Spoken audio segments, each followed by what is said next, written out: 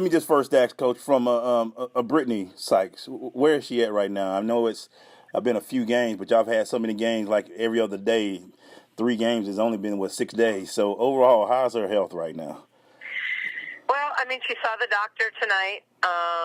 When we went over to Tech, Dr. Mines came over and met us, and she had another X-ray yesterday, and that was negative. We were making sure that nothing showed up between when she injured it and yesterday. So she's listed as having a foot sprain, and we'll get further tests done on her tomorrow to give us a better gauge of how long we might expect her to be out, but she won't be playing tomorrow.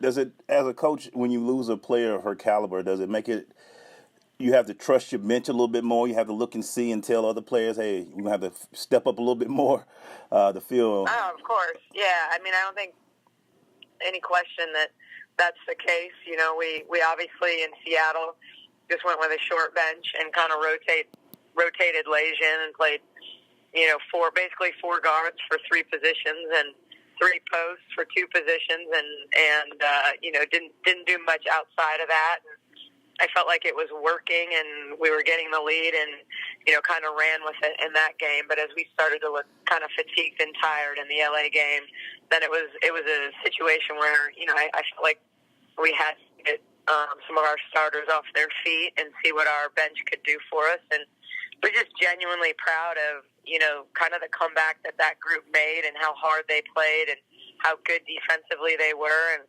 an open shot here, a layup there, and that game's a 1-possession game.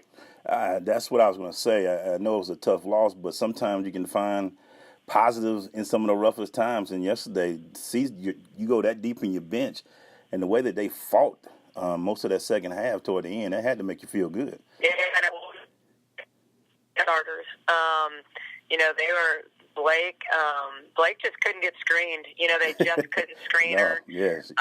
And so I thought, her energy. I genuinely knew. I told my staff that I know if I play Blake, some extended minutes, that she will get us at least one run out because she runs the court so hard. Right. On every possession, and had earned the right to take those 2 open threes, and had she made one of them, it was a 1-possession game. So right. really proud of how hard she played.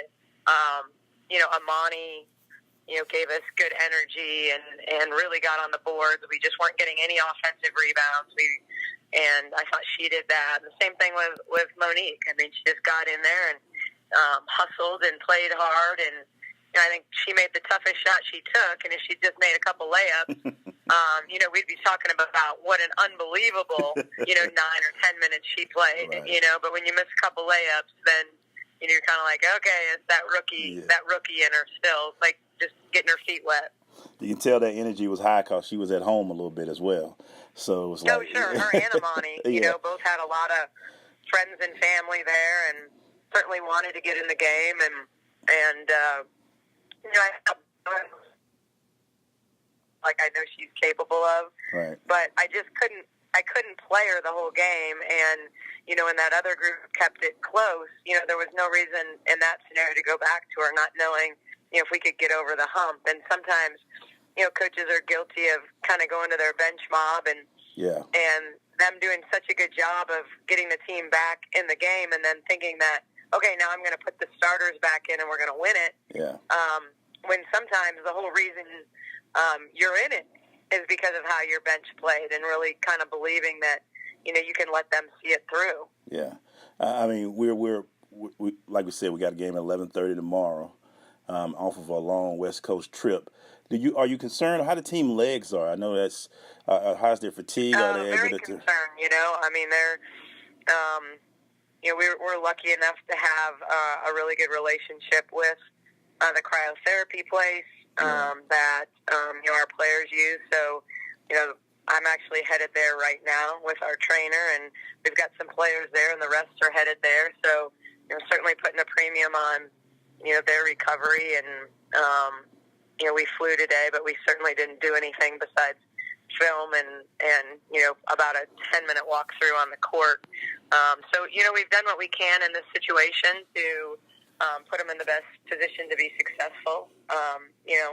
mean, there's tough turnarounds in general. I mean, Vegas is playing in a back-to-back right now. Right. Where they were at Indy and played in overtime, and at New York. So, we're not in that dissimilar position that even Indiana, who played yesterday and played an overtime game, they just didn't have as hard a travel day as we did. Right. Speaking of Indiana, what can we? I mean, they're not. The record doesn't show, but they also actually have some great players on that team. Talk to us about what Indiana has coming for us tomorrow. Well, I mean, I think they're really useful, and they're not getting blown out. Yeah. So, I think in their mind, they're just, I'm sure that coaching staff is, keeps telling them we're close, keep working, keep playing hard, because we're right there. They've lost 3 overtime games. Yeah. They had New York on the ropes twice. Obviously they came back down 8 in the last 2 minutes to send the game to overtime, and then Asia Wilson took over. I mean, they're incredibly useful. They're playing 3 rookies a lot of minutes. Kelsey Mitchell's leading the league, and made 3s per game.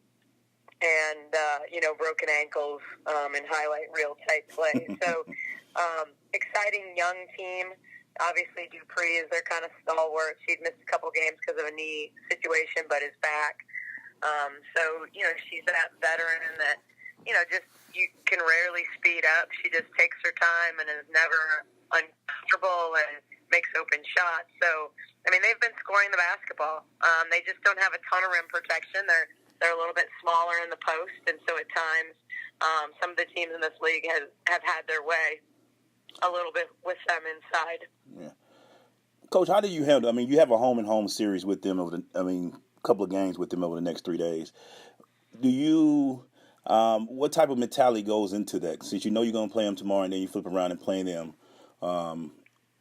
Is it Saturday? I think you prep for this game like you prep for any game, and I think with this game, it being the first time we've played them, you go into it with a game plan that you think is the best game plan to beat them, and it's a combination of, the situation you're in with your own team, and then taking away some of their tendencies and things like that. I think then you get an outcome from that game. You hopefully get a home win. And then not unlike a playoff type series, you watch that game and you watch it carefully and you look at what worked and what didn't work and what you think they're going to tweak, and then you kind of play off that. So in some ways, the second prep is easier than the first prep. Right. Doesn't mean they're easier to beat or not beat, right. But it's just you've already watched all the games leading up to yours, so then you just basically watch your own game and we'll travel up there on Friday and practice in Indiana and, make some tweaks to the game plan. And hopefully our first game plan was a good one. And my last question for you, Coach, even though you're not on the court with the players, you as a coach still have to do the traveling and the game planning and probably don't get any sleep. How do you keep yourself mentally awake, aware, ready to go for these games? Because it has to be having a toll on you as well. Yeah, it's tough. And the West Coast swing, I'm guilty of having a hard time adjusting to West Coast time. And so, really kind of was on more of an East Coast schedule from a sleeping perspective when I was there and not a very restful sleeping pattern. And I tend to, if I have an issue, it's migraine. So sometimes the time zone change, the flights, the stress, so I've been kind of dealing with a raging headache all day. And the advantage that the players have is that they can get on the plane and sleep. I didn't sleep on the plane. I watched film on Indy because we had to have, our game plan in by the time we got off the plane. So a little tougher on coaches from that perspective, but we also have fresh legs all the time. So, there's a different balance there, and so that's part of the reason why I'm headed up to cryotherapy too, because maybe it can help my migraines. Yeah. All right, Coach. Well, take care of yourself. We need you out there tomorrow, ready to go, so we can get back on there. Will do. Appreciate it. Thank you as always, Coach. We'll talk to you tomorrow. All right. See you tomorrow. Okay. Bye. Bye-bye.